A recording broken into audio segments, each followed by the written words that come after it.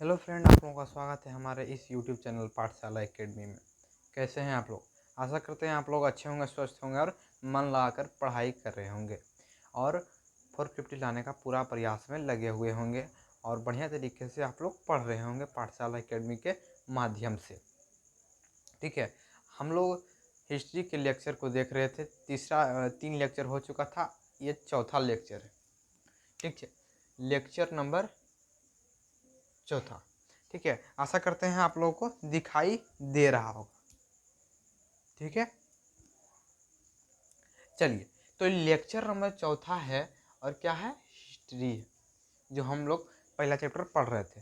ठीक है, तो उसमें क्वेश्चन कुछ कर रहे थे और पढ़ते भी चल रहे थे चैप्टर में क्या क्या क्वेश्चन, कैसे कैसे क्वेश्चन पूछे जा सकते हैं। तो आप लोग इसका नोट्स बनाते चलिएगा। और 3 लेक्चर हो चुके हैं, तो ये देखने से पहले जो नए बच्चे हैं वो ये देखने से पहले 3 लेक्चर को अवश्य देख लें, तभी ये चैप्टर आप लोगों को समझ में आएगा। आप बढ़िया तरीके से आप लोग एग्ज़ाम में लिख पाएंगे और बढ़िया तरीके से एग्ज़ाम में कर पाएंगे। ठीक है, तो उसको देखने से पहले 3 लेक्चर देख लीजिए बस। ठीक है, चलिए हम लोग आगे बढ़ते हैं। ठीक है, चलिए हम लोग आगे बढ़ जाते हैं। पहला देखिए, क्वेश्चन क्या दिया हुआ है? इटली और जर्मनी के एकीकरण में ऑस्ट्रिया की क्या भूमिका रही? ठीक है, क्या थी यह रही? ठीक, तो ये क्वेश्चन आप लोग को आ सकता है, तो हम लोग क्या लिखेंगे इसके बारे में? इटली और जर्मनी। देखिए, पहले क्वेश्चन को हम लोग समझते हैं कि क्या क्वेश्चन बोल रहा है। इटली इटली और जर्मनी के एकीकरण में ऑस्ट्रिया, मतलब इटली था और जर्मनी दोनों मतलब बहुत सारे भागों में टूटा हुआ था। ठीक है, छोटे छोटे भागों में टूटा हुआ था। तो सभी का एकीकरण के लिए इटली और जर्मनी के एकीकरण के लिए ऑस्ट्रिया की क्या भूमिका रही? ऑस्ट्रिया की क्या भूमिका रही? तो उसके बारे में हम लोग क्या लिखेंगे?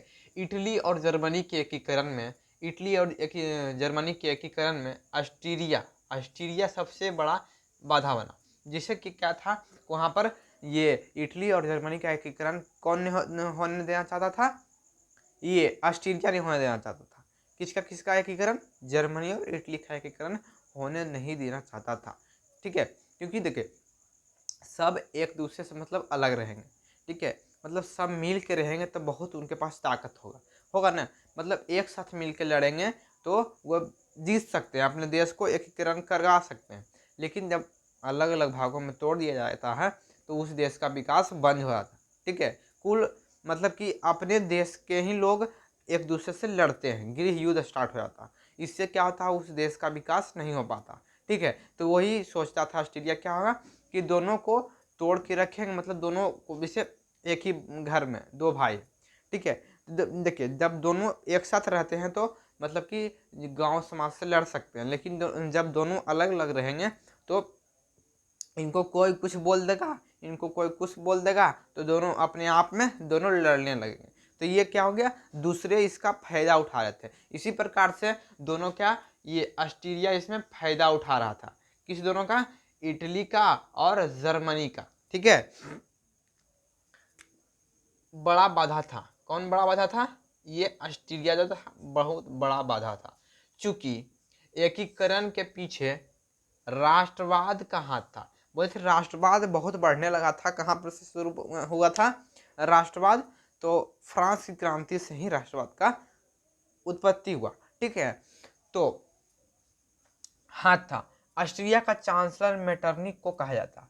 जो ऑस्ट्रिया का चांसलर था वही नहीं, इटली और जर्मनी का एकीकरण होने नहीं देना चाहता था। ठीक है, क्योंकि एक हो जाएंगे तो वो मेरे खिलाफ आ जाएंगे।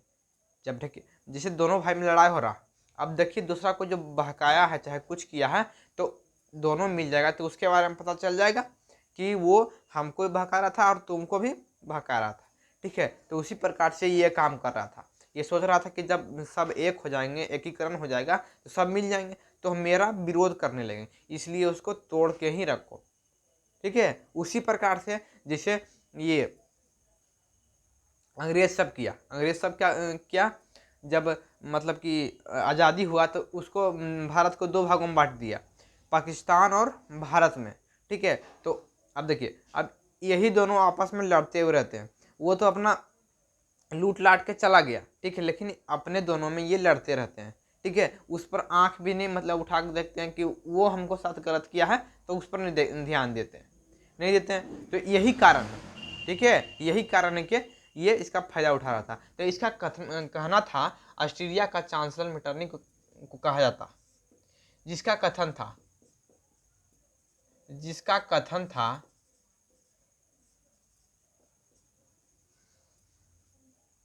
कि शासन तो करो लेकिन जनता की भलाई न करो।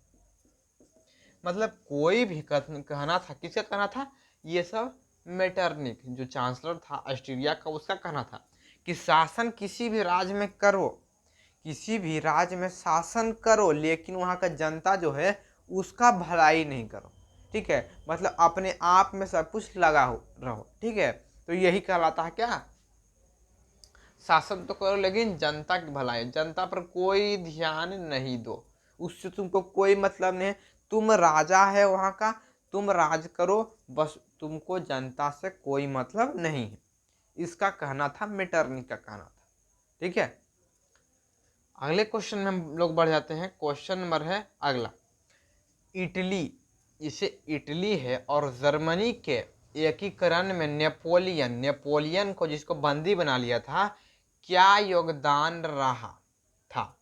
मतलब कि इटली और जर्मनी के एकीकरण में नेपोलियन का भी योगदान रहा था वहाँ पर, ठीक है। जब इसका जो इसको मतलब 300 छोटे छोटे भागों में तोड़ दिया गया था इटली को, तो उसको जब फ्रांस का जब राजा था कौन, मेटरनिक था, नहीं नेपोलियन था, नेपोलियन बोनापार्ट था, तो वहाँ पर राजा राज कर रहा था, तो वहाँ पर बहुत विकास कर रहा था, जो हम लोग पहले लेक्चर में देख चुके हैं। तो वहाँ पर बहुत विकास कर रहा था, तो अपने देश में विकास कर रहा था और सोच रहा था कि अगल मेरे मतलब कि जो पड़ोसी हैं उनका भी विकास हो, ठीक है, क्योंकि उस पर किसका कब्जा था, मेटरनिक का, एक तरह से कब्जा ही समझिए, वही वहाँ पर राजा को बैठाता था। तो उसके जब वो राजा था तब सोचता था कि हम मेरे पड़ोसी जो देश हैं उसका भी विकास हो, तो वहाँ पर हमला कर देता था और वहाँ पर अपना राजा बिठाता था, ठीक है, स्वयं शासन करता था। तो वहाँ पर स्वयं शासन करता था, तो वहाँ के लोगों को जागरूक करता था, जो हम लोग पढ़े थे नुक्कड़ नाटक के द्वारा, ये सब के द्वारा वहाँ पर जागरूक करता था, जो देश एक तरह से जो इटलियर को जागरूक करता था, ठीक है, उसको बताता था कि आप लोगों को पर यह ये कब्जा किए हुए हैं, जो आप लोगों को मतलब उसके भौगोलिक स्थिति के बारे में बताया, ऐतिहासिक स्थिति के बारे में बताया कि आप लोगों को कब्जा किए हुए हैं, ऐसे सब दिन नहीं चलेगा, जो आप लोगों को अपने देश का एकीकरण करवाना ही होगा, ये सब उसमें कहा गया। तो क्या है, नेपोलियन का क्या योगदान था, तो इटली और जर्मनी के एकीकरण में नेपोलियन का अहम योगदान रहा। मतलब इटली और जर्मनी का एकीकरण जो है वो नेपोलियन का बहुत योगदान रहा। उन्होंने इटली और जर्मनी को भौगोलिक कब्जी है परिधियों, मतलब क्या है, उन्होंने इटली को और जर्मनी को भौगोलिक क्षेत्रों और परिस्थितियों के बारे में बताया, से बाहर करके वास्तविक सत्ता दिलाने का कार्य किया। मतलब जो भौगोलिक जो वहाँ शासन कर रहा था उसके मंसूबा मतलब उसका सोच को बताया, और बताया कि आप लोगों पर ये शासन कर रहा, गुलाम बना के रखे हुए, ठीक है। तो उन्होंने दिलाने का कार्य किया। फ्रांस की क्रांति ने राष्ट्रीयता के सिद्धांत को जन्म दिया, ठीक है। राष्ट्रीयता मतलब भी होता है राष्ट्रवाद, राष्ट्र के प्रति मेरा सोच कितना लगाव है, ठीक है, हम अपने देश के विकास चाहते हैं या नहीं विकास चाहते, ठीक है। तो ये सिद्धांत को जन्म दिया। अब देखिए बता रहे थे कि 300 छोटे छोटे राज्यों को केवल 33 राज्य में परिवर्तित कर दिया। जब 300 देखिए 300 छोटे छोटे राज्यों में कौन विभाजित किए हुए था, जो 300 छोटे छोटे राज्यों में विभाजित किया हुआ था उसका क्या नाम था, मेटरनिक। लेकिन ये पूरे प्रयास के समझा के उस वहाँ के इटली के नागरिकों को कितने राज्यों में कर दिया, 33 राज्यों में, 300 छोटे छोटे राज्य। पहले ही उसका क्षेत्रफल बहुत कम था, पहले ही ऐसा देखिएगा आप लोग मैप में देख सकते हैं आप लोग कि इस प्रकार से रहेगा, इस प्रकार से रहेगा। तो ये पहले ही इसको 300 भागों में, मतलब पहले ही छोटा है, उसको 300 छोटे छोटे भागों में बांटा हुआ है, ठीक है।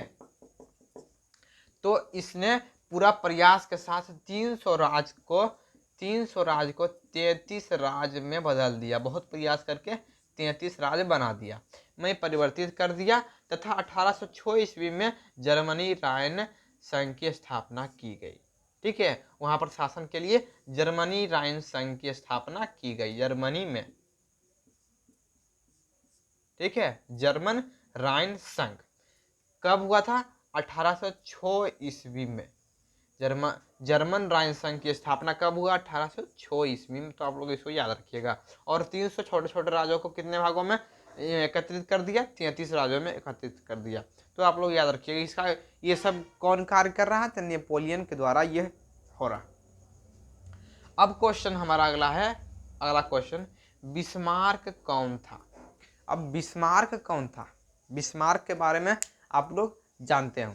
बिस्मार्क कौन था, तो बिस्मार्क का यह एक सफल कूटनीतिक था। मतलब सफल कूटनीति मतलब इसका जो सोच रखता था कूटनीति वाला, वो सब सफल होता था, इसलिए सफल कूटनीति था। मतलब जो सोचता था ये, मतलब बढ़िया ही सोचता था, जो सोचता था वो इसका सफल काम होता था। जो हीगल के विचार से प्रभावित था, जो हीगल के विचार से प्रभावित था, ठीक। यह राजतंत्र, प्रजातंत्र, निरंकुश, कट्टरवाद तथा उदारवादी आदि का समर्थक था, ठीक है। समर्थक था, ठीक है। यहाँ से निरंकुश हटा दीजिए, निरंकुश नहीं होगा। प्रजातंत्र, राजतंत्र, कट्टरवाद और उदारवाद का समर्थक था। इसने जर्मनी के एकीकरण के लिए विशाल सेना संगठन किया। मतलब जो विशाल, ये जर्मनी के एकीकरण के लिए बहुत बड़ा सेना बनाया। वहाँ पर क्या था कि जर्मनी में, ये कहाँ का था, ये प्रशा का शासक जो जर्मनी में क्या करता था कि ये वहाँ पर जो एकीकरण के लिए बहुत बड़ा सेना बनाया था। किससे लड़ने के लिए, ऑस्ट्रिया से, क्योंकि वो किसके द्वारा वो एकीकरण जो उसको खंडित किए हुए था, वो कौन किए हुए था, ऑस्ट्रिया किए हुए था। तो उसको मतलब हराएगा तब तो फिर एक दूसरे से जुड़ेगा, उसको जब हराएगा तब तो एक दूसरे से जुड़ेगा। तो इसलिए उसको ऑस्ट्रिया को हराने के लिए, मतलब उसको हटाने के लिए, वहाँ से शासन को हटाने के लिए बहुत बड़ा सेना का संगठन बनाया। प्रशा का शासक विलियम प्रथम, प्रशा का शासक कौन है था वहाँ पर, विलियम प्रथम। यह जानता था, जो बिस्मार्क था, ठीक है, वहाँ का प्रधानमंत्री था, कहाँ का, प्रशा का था, ठीक है। और यहाँ का था, ये शासक था, सम्राट कौन था, विलियम प्रथम था। यह जानता था कि जब तक कि फ्रांस और ऑस्ट्रिया पूरी तरह से पराजित नहीं कर दिया जाता है, मतलब कि ये कौन जानता था, तो ये विलियम प्रथम जानता था कि जब तक कि ऑस्ट्रिया और फ्रांस भी, मतलब फ्रांस में उसी का आदमी बैठा हुआ था, तो उसी पर आधिपत्य किए हुए था, ठीक है। तो वो दोनों मिलकर इस पर मतलब कि एकीकरण नहीं होने देना चाहता था। तो इसका कहना था, विलियम प्रथम का कहना था कि एकीकरण के लिए, जर्मनी के एकीकरण के लिए किसका हराना जरूरी है, फ्रांस और ऑस्ट्रिया को हराना बहुत जरूरी है। पूरी तरह से पराजित नहीं कर दिया जाता, तब तक जर्मनी की एकीकरण नहीं होगा। मतलब कि जब तक कि ऑस्ट्रिया और फ्रांस और ऑस्ट्रिया को हरा नहीं दिया जाता है, तब तक जर्मनी का एकीकरण संभव नहीं है। यह काम बिस्मार्क ही कर सकता है। इसको आशा था कि ये तो सफल कूटनीतिक था, ये क्या था, सफल कूटनीतिक था, तो इसको पता था विलियम प्रथम को कि जब भी एकीकरण होगा तो ये फ्रांस और ऑस्ट्रिया को हरा के ही होगा, और ये कौन काम कर सकता है, तो ये बिस्मार्क ही कर सकता है, क्योंकि ये सफल कूटनीतिक था और ये विशाल सेना भी बनाया था प्रसा में। किसको हराने के लिए? फ्रांस और ऑस्ट्रिया से युद्ध करने के लिए बनाया था ये विशाल सेना। ठीक है, तो आप लोग आशा करते हैं आप लोगों को समझ में आ रहा होगा, तो चैनल को सब्सक्राइब और वीडियो को लाइक कर दीजिएगा। ठीक है, और हम इसको मिटाते हैं, स्क्रीनशॉट ले लीजिए आप लोग।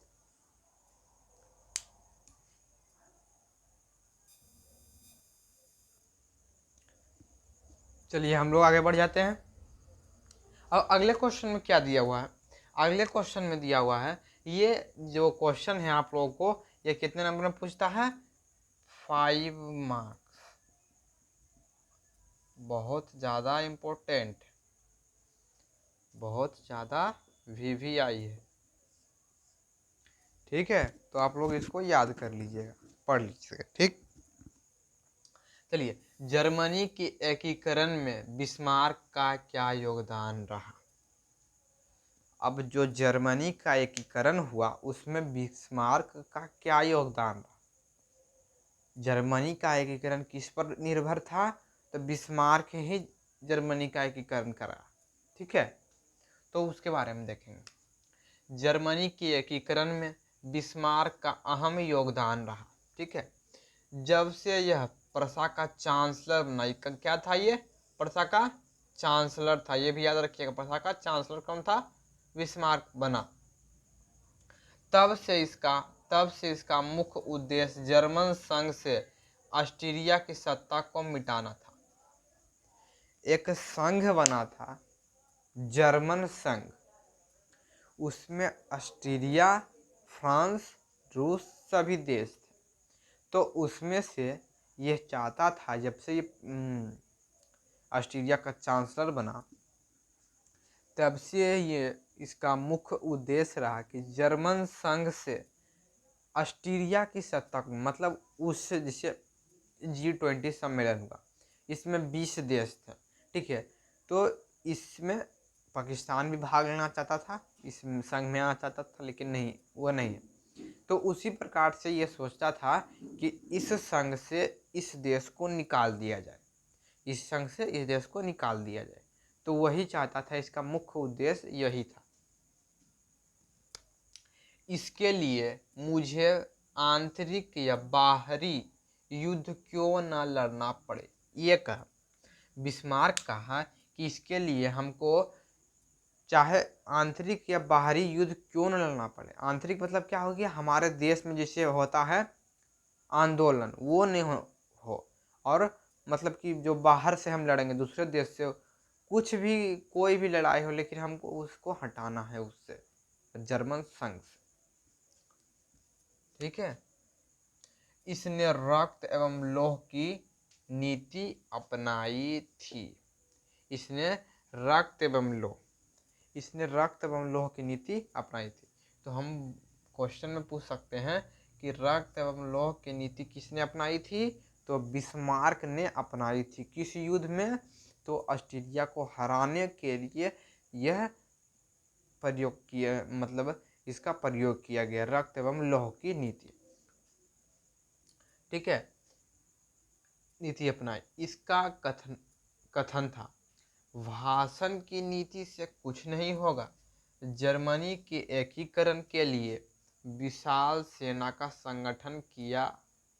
मतलब कि जो सभी वहाँ के जो नेता थे, मतलब जो शासन कर रहे थे, वो खाली भाषण देते थे कि यहाँ पर हमको उससे छूटना है, हमको उससे आज़ादी होना है, उससे आज़ाद होना है। तो इस प्रकार से सब बोलते थे, लेकिन मुख्य ये काम कौन किया? बिस्मार्क। ये बोलता था कि भाषण देने से कुछ नहीं होगा। जर्मनी के एकीकरण के लिए फ्रांस और ऑस्ट्रिया को हराना बहुत ज़रूरी है, तभी हमारे देश का एकीकरण हो सकता है। कौन कहा? बिस्मार्क का। इसकी सेवा में क्या क्या? उत्तम भोजन। किसकी सेवा में? जो विशाल सेना का संगठन बनाया तो उसको रहने खाने के लिए कुछ देगा। उत्तम भोजन, बढ़िया खाना दिया। उत्तम सुविधा, बढ़िया सुविधा, हॉस्पिटल की सुविधा दिया।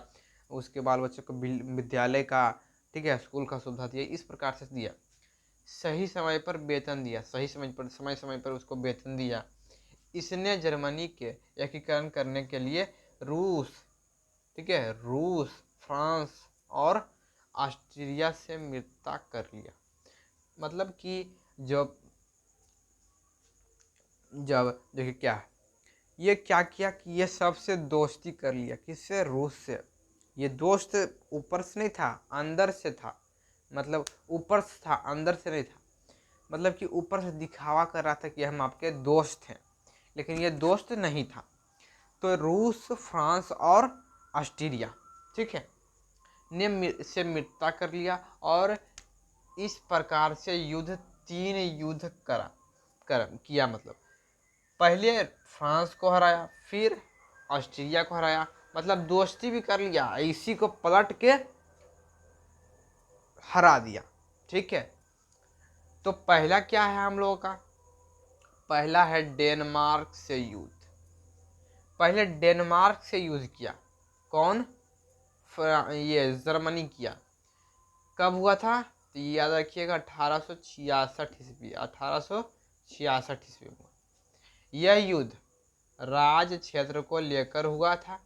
मतलब यहाँ पर किसके लिए हुआ था? राज और क्षेत्र के लेकर।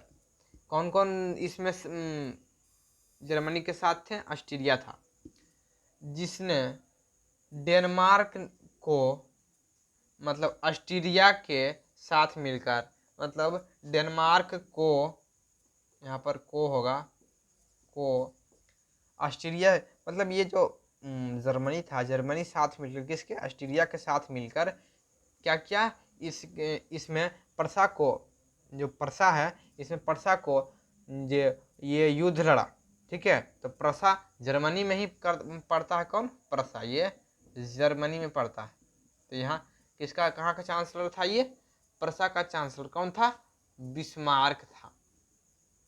तो प्रसा को क्या, किस, मतलब कि ये डेनमार्क है, उसमें 2 जगह थे, ठीक है। सोलसविग, 2 जगह थे। फ्रांस को सोलसविग मिला और ऑस्ट्रिया को होल्स्टिंग मिला। होल्स्टिंग मिला, सोलसविग और होल्स्टिंग। जो होल्स्टिंग मिला, किसको मिला? ऑस्ट्रिया को। और सोलसविग मतलब किसको मिला? जर्मनी या फ्रांस, प्रसा को कह सकते हैं, कुछ भी कह सकते हैं, ठीक है। वही है, जर्मनी में ही पड़ता है प्रसा। तो इसको मिला।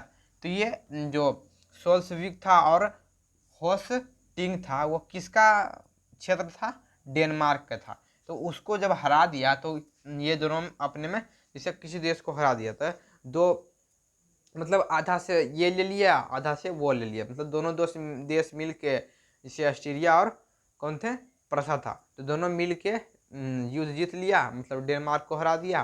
तो वहाँ पर अधिपत आधा ये ऑस्ट्रिया ले लिया, आधा प्रसा ले लिया, ठीक है, मिला, ठीक। और दूसरा में फिर युद्ध लड़ा, ऑस्ट्रिया से युद्ध। अब देखिए, ऑस्ट्रिया के साथ मिलकर किसको हराया? डेनमार्क को हराया। हाँ, उसी को फिर हरा दिया। ऑस्ट्रिया से युद्ध। इस युद्ध में प्रसा ने ऑस्ट्रिया को पूरी तरह हरा दिया। प्रसा का चांसलर था, बिस्मार्क था, वो किसको हरा दिया? ऑस्ट्रिया को हरा दिया। किसके साथ मिलकर? फ्रांस के साथ मिलकर। तीसरा में फ्रांस प्रसा का युद्ध। अब फ्रांस भी देखिए, डेनमार्क को हराना था, डेनमार्क को हराना था, तो किसको साथ में ले लिया? ऑस्ट्रिया को साथ में ले लिया, ठीक है। फिर ऑस्ट्रिया को हराना था, तो किसको साथ में ले लिया? फ्रांस को साथ में ले लिया, ठीक है। तो धीरे धीरे क्या, धीरे धीरे सबको हराता गया, और फिर लास्ट में फिर फ्रांस से भी युद्ध कर लिया, ठीक है। फ्रांस से युद्ध कर लिया, तो क्या हुआ? कब हुआ था युद्ध? ये 1870 ईस्वी में। यह युद्ध कहाँ हुआ था? सेडोवा। इस युद्ध को सेडोवा का युद्ध भी कहते हैं। सेडोवा का युद्ध कब हुआ? 1870 ईस्वी में। सोडोवा, ठीक है, सेडोवा के मैदान में, सेडोवा के मैदान में लड़ा गया। यह युद्ध जो कहाँ पड़ता है? ये सेडोवा पड़ता है, लगता है फ्रांस में। फ्रांस में पड़ता है सेडोवा, वहाँ पर क्या हुआ, वहाँ पर युद्ध हुआ, ठीक है, सेडोवा के मैदान में, इसी के नाम पर पड़ गया सेडोवा का युद्ध। तो के मैदान में लड़ा गया स्पेन की राजगद्दी को लेकर। किसकी राजगद्दी को लेकर? स्पेन को, मतलब वहाँ के जो राजा थे वहाँ पर शासन करना चाहता था कौन? ऑस्ट्रिया। तो इसके लिए को लेकर इस युद्ध ने में भी ऑस्ट्रिया, ठीक है, ऑस्ट्रिया और फ्रांस की बुरी तरह हार हुई। अब देखिए ये तो ऑस्ट्रिया को हरा ही दिया, तो क्या किया, अब ऑस्ट्रिया किसके साथ आ गया? फ्रांस के साथ आ गया, और फ्रांस दोनों मिल के लड़ा तो क्या हो गया, परसा ने ऑस्ट्रिया और फ्रांस को पूरी तरह से हरा दिया। अंततः बिस्मार्क ने पूरे यूरोप को मानचित्र को, मतलब पूरे यूरोप के मानचित्र को बदल दिया। मानचित्र को बदलने में कैसे वो अपना हाथ बटाया? तो क्या हुआ, वहाँ पर जर्मनी को बहुत सारे भागों में खंडित कर दिया गया, तो उसको एकत्रित रूप से जोड़ा, तो वहाँ पर पूरे यूरोप का ही मानचित्र बदल गया। आशा करते हैं आप लोगों को ये अच्छा लगा हो, तो वीडियो को लाइक कर दीजिएगा। आप लोग स्क्रीनशॉट लेना चाहते हैं तो ले सकते हैं। हम साइड हो जाते हैं।